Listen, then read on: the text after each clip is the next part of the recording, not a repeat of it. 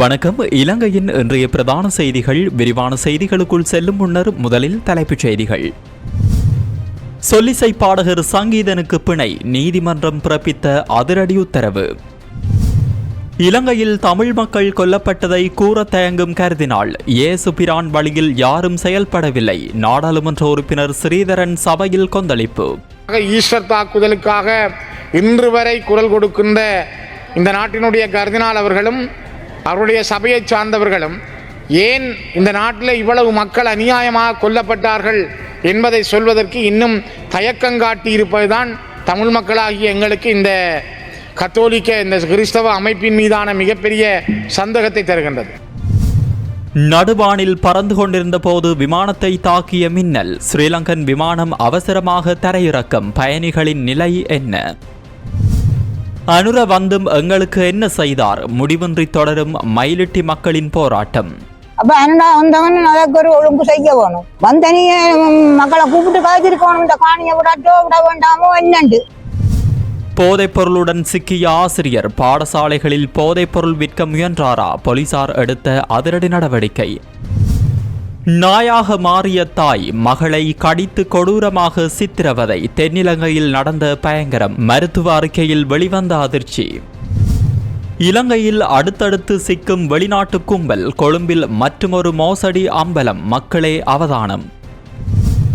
சுற்றுலா ஊக்குவிப்பு பணியகத்தின் நிதியை முறைகேடாக பயன்படுத்திய சம்பவம். பசில் ராஜபக்ஷவுக்கு எதிராக சர்வதேச பிடியாணை. இதுபோன்ற உறுதிப்படுத்தப்பட்ட செய்திகளை உடனுக்குடன் பெற்றுக்கொள்ள இப்போதே எமது உரிமை குரல் நியூஸ் சேனலை சப்ஸ்கிரைப் செய்து தொடர்ந்தும் இணைந்திருங்கள். இனி தொடர்பென விரிவான செய்திகள். சொல்லிசை பாடகர் சங்கீதனை பிணையில் செல்ல சாவகச்சேரி நீதவான் நீதிமன்றம் அனுமதி வழங்கியுள்ளது. யாழ்ப்பாணம் சாவகச்சேரி நாவற்குழி பகுதியில் கடந்த மே மாதம் 31ஆம் தேதி நடைபெற்ற இசை நிகழ்ச்சி ஒன்றில் தாயக எழுச்சி பாடலை ஊக்குவிக்கும் வகையில் பாடல்களை பாடியமை மற்றும் அது தொடர்பான காணொளிகளை சமூக ஊடகங்களில் பரப்பிய குற்றச்சாட்டுகளின் அடிப்படையில் கடந்த ஜூன் மாதம் 2ஆம் தேதி இவர் கைது செய்யப்பட்டு விளக்கமறியலில் வைக்கப்பட்டிருந்தமை குறிப்பிடத்தக்கது. தாயக எழுச்சி பாடலை செம்மைப்படுத்த தனது சமூக வலைதளங்களில் பதிவிட்ட குற்றத்திற்காக கைது செய்யப்பட்ட சொல்லிசை பாடகர் சங்கீதனின் வழக்கில் பயங்கரவாத தடை சட்டம் நீக்கப்பட்ட நிலையில் சாதாரண வழக்காக மாற்றப்பட்டுள்ளதாக தெரிவிக்கப்படுகிறது. அத்துடன் சொல்லிசை பாடகரின் விளக்கமறியல் நீடிக்கப்பட்டுள்ள நிலையில் 17ஆம் தேதி வரை அவரை விளக்கமறியலில் வைக்க உத்தரவு பிறப்பிக்கப்பட்டுள்ளது. குறித்த வழக்கு இன்றைய தினம் விசாரணைக்கு எடுத்துக் கொள்ளப்பட்ட போதே இவ்வாறு உத்தரவு பிறப்பிக்கப்பட்டுள்ளது. இந்த நிலையில் சொல்லிசை பாடகர் சங்கீதனுக்கு பிணை வழங்கப்பட வாய்ப்புள்ளதாகவும் தகவல் வெளியாகியிருந்தன. இதேவேளை கிளிநொச்சியை சேர்ந்த சொல்லிசை பாடகரை பிணையில் விடுவிக்க வேண்டும் என யாழ்ப்பாணம் மேல் நீதிமன்றத்தில் தாக்கல் செய்யப்பட்ட பிணை மனு மீதான விசாரணை நேற்றைய தினம் நடைபெற்றது. அதன்போது சொல்லிசை கலைஞன் சார்பாக மன்றில் முன்னிலையான சட்டத்தரணி கேசவன் சயந்தன் சொல்லிசை கலைஞனை சாவகச்சேரி நீதவான் நீதிமன்றத்தில் சாவகச்சேரி காவல்துறையினர் முற்படுத்தும் போது தாக்கல் செய்த பி அறிக்கையில் உள்ள சில சட்டமுரணான விடயங்கள் சிலதை குறிப்பிட்டு கலைஞனுக்கு தொடர்ந்தும் அநீதி இழைக்கப்படுவதாகவும் அது பாரதூரமான நீதி புரள்வு என மன்றில் தனது சமர்ப்பணத்தில் குறிப்பிட்டார். அத்துடன் எதிர்மனுதாரர்களான சாவகச்சேரி காவல் நிலைய பொறுப்பதிகாரி, யாழ் மாவட்ட குற்ற விசாரணை பொறுப்பதிகாரி மற்றும் சட்டமா அதிபர் ஆகியோருக்கு அறிவித்தல் அனுப்புவதனை விரைவில் அனுப்புமாறும் அறிவித்தல் திரும்பும் திகதியை அன்றைய தினமாக குறிப்பிட வேண்டும் எனவும் மன்றில் விண்ணப்பம் செய்தார். இதனையடுத்து எதிர்வரும் 23ஆம் திகதியை அறிவித்தல் திரும்பும் திகதியாக மன்று குறிப்பிட்டு அந்த திகதிக்கு வழக்கினை ஒத்திவைத்துள்ளது. உயிர்த்த ஞாயிறு குண்டு தாக்குதலுக்காக நீதி கோரி இன்று வரை குரல் கொடுக்கும் பேராயர் கருதினாலும் கத்தோலிக்க சபையினரும் இலங்கையில் தமிழ் மக்கள் அநியாயமாக கொல்லப்பட்டனர் என்று கூறுவதற்கு தயக்கம் காட்டுவது ஏன் என நாடாளுமன்ற உறுப்பினர் ஸ்ரீதரன் கேள்வி எழுப்பியுள்ளார். நாடாளுமன்றத்தில் நேற்றைய தினம் நடைபெற்ற அமர்வின் போது வலசக்தி மற்றும் வாழ்க்கை செலவு பாதுகாப்பு திட்டம் தொடர்பான சபை ஒத்திவைப்பு விவாதத்தில் உரையாற்றும் போதே அவர் இவ்வாறு குறிப்பிட்டார். இது குறித்து அவர் மேலும் தெரிவிக்கையில், பெரும்பான்மை இனத்தைச் சேர்ந்த ஜீவந்த பீரிஸ் அவர்கள் பாதிக்கப்பட்ட மக்கள் சார்பாக கொடுத்த குரலுக்காக கிறிஸ்தவ அமைப்பு கூட, இந்த நாட்டினுடைய கர்தினால் தலைமையிலான கிறிஸ்தவ அமைப்பு கூட அவரை கண்டிக்கிற அளவுக்கு அல்லது அந்த கிறிஸ்தவ அமைப்பு அவரை ஒரு இம்சிக்கிற அளவுக்கு தன்னுடைய நிலையை மாற்றியிருக்கிறது. இது ஒரு சிங்கள பௌத்த நாடு என்பதற்கு அப்பால் ஒரு கிறிஸ்தவ பௌத்த நாடா என்று கூட யோசிக்கிற அளவுக்கு கர்தினாலும் அவருடைய சபையும் கொடுக்கின்ற முக்கியத்துவத்தை நாங்கள் பார்க்கிறோம்.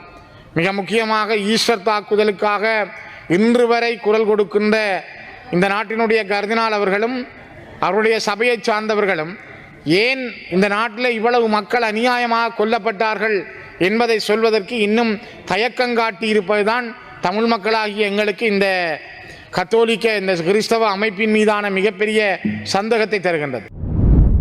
மின்னல் தாக்கியதில் ஸ்ரீலங்கன் விமானம் ஒன்று அவசரமாக தரையிறக்கம் செய்யப்பட்டுள்ள சம்பவம் இடம்பெற்றுள்ளது. குறித்த இந்த சம்பவம் தொடர்பில் மேலும் தெரிய வருகையில், கட்டுநாயக்க சர்வதேச விமான நிலையத்திலிருந்து நேற்றிரவில் ஆஸ்திரேலியாவின் மெல்போர்ன் நகரம் நோக்கி பயணத்தை ஆரம்பித்த விமானம் ஒன்றே இவ்வாறு அவசரமாக தரையிறக்கப்பட்டுள்ளது. மின்னல் தாக்கியதன் காரணமாகவே இந்த விமானம் இவ்வாறு அவசரமாக தரையிறக்கத்தை மேற்கொண்டுள்ளதாக ஸ்ரீலங்கன் விமான சேவை நிறுவனம் அறிவித்துள்ளது. ஜூஎல் 606 ரகத்தை சேர்ந்த இந்த விமானத்தின் ஒரு என்ஜின் மீது மின்னல் தாக்கியதை அடுத்து மீண்டும் கட்டுநாயக்க விமான நிலையத்திலேயே தரையிறங்குவதற்கு நடவடிக்கை எடுக்கப்பட்டுள்ளது. அதன் பின்னர் மாற்று விமானம் ஒன்றின் மூலம் குறிப்பிட்ட பயணிகள் குழுவினர் ஆஸ்திரேலியாவின் மெல்போர்ன் நகரம் நோக்கி அனுப்பி வைக்கப்பட்டுள்ளதுடன் இந்த சம்பவத்தின் காரணமாக விமானம் பயணம் சுமார் 5 மணித்தியாலங்களுக்கு மேலாக தாமதமாகியுள்ளது. இந்த சம்பவத்தினால் பயணிகள் எவருக்கும் அல்லது விமானத்திற்கு எவ்வித பாதிப்பும் ஏற்படவில்லை என ஸ்ரீலங்கன் விமான சேவையின் ஊடக பேச்சாளர் ஒருவர் தெரிவித்துள்ளமை குறிப்பிடத்தக்கது.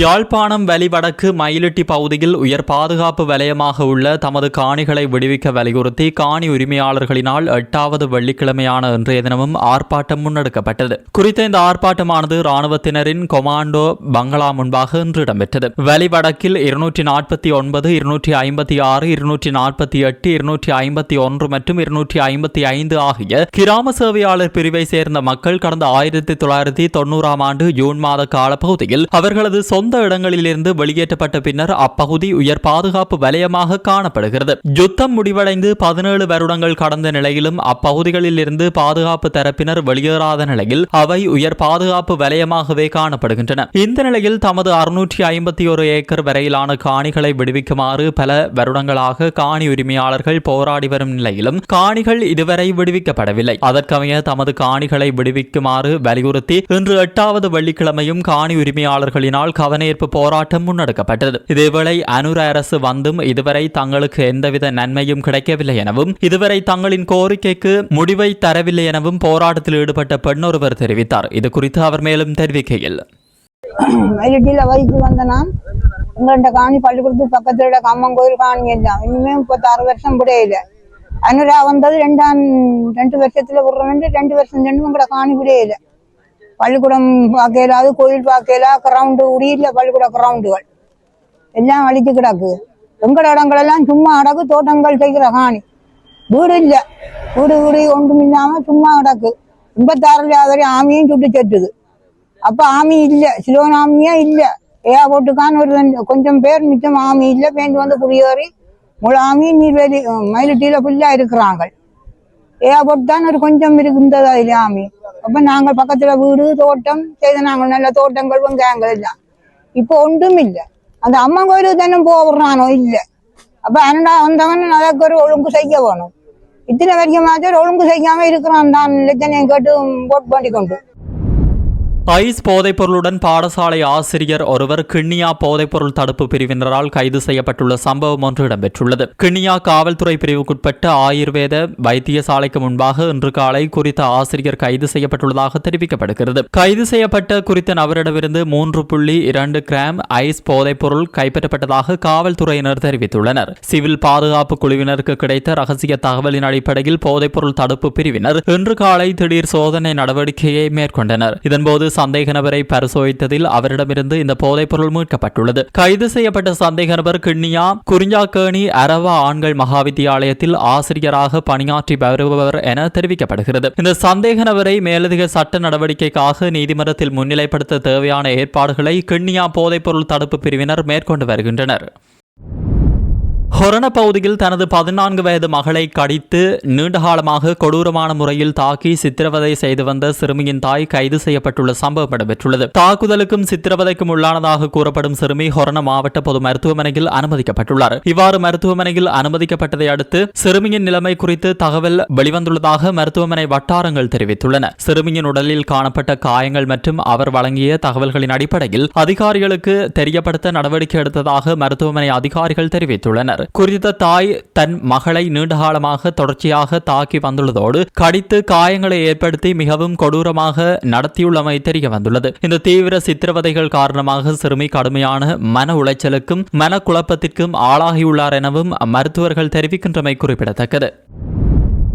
போலி ஆவணங்களை தயாரித்து இணைய வழியில் பண மோசடியில் ஈடுபட்டதாக சந்தேகத்தின் பேரில் 18 வெளிநாட்டினர் கைது செய்யப்பட்டுள்ளனர். கொள்ளுப்பட்டி, கிரிவத்கொட பகுதிகளில் வைத்து குறித்த சந்தேக நபர்கள் கைது செய்யப்பட்டுள்ளதாக கூறப்படுகிறது. மத்திய குற்றப்புலனாய்வு பணியகத்தின் அதிகாரிகள் நடத்திய சோதனையின் போது சந்தேக நபர்கள் இவ்வாறு கைது செய்யப்பட்டனர். இவ்வாறு கைது செய்யப்பட்டவர்களில் 17 பேர் சீன நாட்டினர் என போலீசார் தெரிவித்துள்ளனர். இதேவேளை குறித்த சந்தேக நபர்களிடமிருந்து 62 வெளிநாட்டு கடவுச்சீட்டுகள், குற்றங்களுக்காக பயன்படுத்தப்பட்ட கையடக்க தொலைபேசிகள் உள்ளிட்ட மின்னணு உபகரணங்கள் மற்றும் சட்டவிரோதமாக நாட்டிற்குள் இறக்குமதி செய்யப்பட்ட சுமார் 2000 சிகரெட்டுகள் கண்டுபிடிக்கப்பட்டுள்ளன. இதேவேளை இந்த குற்ற கும்பல்கள் இலங்கையை தளமாக கொண்டு பல்வேறு இணைய மோசடிகளில் ஈடுபட்டமை தெரிய வந்துள்ளது. சுற்றுலா ஊக்குவிப்பு பணியக நிதி முறைகேடு தொடர்பான வழக்கில் முன்னாள் அமைச்சர் பெசில் ராஜபக்ஷவுக்கு எதிராக சர்வதேச பிடியாணை பெறுவதற்கான சட்ட நடவடிக்கைகளை முன்னெடுக்க முடியும் என கொழும்பு கோட்டை நீதவான் பசன் அமரசேன தெரிவித்துள்ளார். இந்த வழக்கு தொடர்பான விசாரணை நீதிமன்றத்தில் எடுத்துக் கொள்ளப்பட்ட போது குற்றப்புலனாய்வு திணைக்களத்தின் சட்டவிரோத சொத்துக்கள் விசாரணை பிரிவினருக்கு நீதவான் இந்த அறிவுறுத்தலை வழங்கியுள்ளார். 2014 ஆண்டு சுற்றுலா ஊக்குவிப்பு பணியகத்தில் ஒதுக்கப்பட்டிருந்த 7.8 மில்லியன் ரூபாய் நிதி அதன் நோக்க பயன்படுத்தப்படாமல் ஊவா மாகாண சபை தேர்தலுக்காக 12,000 டி-ஷர்ட்டுகள் கொள்வனவு செய்யப்பட்டுள்ளதாக குற்றச்சாட்டு முன்வைக்கப்பட்டுள்ளது. இந்த நிலையில் ஏற்கனவே பெசில் ராஜபக்ஷவுக்கு எதிராக பிடியாணை பிறப்பிக்கப்பட்டுள்ளதால் மீண்டும் அறிவித்தல் வழங்க வேண்டிய அவசியமில்லை என்றும் தேவையெனில் சர்வதேச பிடியாணை பெறுவதற்கான அடுத்த கட்ட நடவடிக்கைகளை மேற்கொள்ளலாம் என்றும் நீதவான் தெரிவித்துள்ளார். மேலும் வழக்கில் தொடர்புடைய முன்னாள் முகாமைத்துவ பணிப்பாளர் டூமி ஜவுபர் எதிர்வரும் 17ஆம் தேதி வரை விளக்கமறியலில் வைக்கப்பட்டுள்ளதுடன் முன்னாள் தலைவர் பாஸ்வர் குணவர்தன பிணையில் விடுவிக்கப்பட்டுள்ளார். சந்தேக நபர்களுக்கு எதிராக பொது சொத்து சட்டத்தின் கீழ் குற்றச்சாட்டுகள் சுமத்தப்பட்டுள்ளதாகவும் நீதிமன்றத்தில் தெரிவிக்கப்பட்டுள்ளது. தென்கொரியாவின் முன்னாள் ஜனாதிபதியான ஜூன் சுக் யோலுக்கு அந்நாட்டு நீதிமன்றம் 30 ஆண்டுகள் சிறை தண்டனை விதித்து தீர்ப்பளித்துள்ளதாக வெளிநாட்டு ஊடகங்கள் செய்தி வெளியிட்டுள்ளன. கடந்த டிசம்பர் மாதம் 24ஆம் தேதி அவர் நாட்டில் அமல்படுத்திய ராணுவ சட்டம் தோல்வியில் முடிந்தது. இந்த ராணுவ சட்டத்தை நியாயப்படுத்துவதற்கான ஒரு போலி சூழலை உருவாக்கும் நோக்கில் வடகொரிய வான்பரப்புக்குள் ராணுவ ஆளில்லா விமானங்களை ஊடுருவச் செய்ய அவர் உத்தரவிட்டிருந்தார் என்பது குறிப்பிடத்தக்கது. இந்த சட்டவிரோத ஊடுருவல் உத்தரவு தொடர்பான குற்றச்சாட்டுகள் நீதிமன்றத்தில் நிரூபிக்கப்பட்டதை அடுத்து இவ்வாறு முன்னாள் ஜனாதிபதி யோன் சுக் யோலுக்கு இந்த மிக கடுமையான 30 ஆண்டுகால சிறை தண்டனை வழங்கப்பட்டுள்ளமை குறிப்பிடத்தக்கது. இத்துடன் இன்றைய பிரதான செய்திகள் நிறைவடைகின்றன. உடனுக்குடன் செய்திகளை அறிந்து கொள்ள தொடர்ந்தும் உரிமை குரலோடு இணைந்திருங்கள்.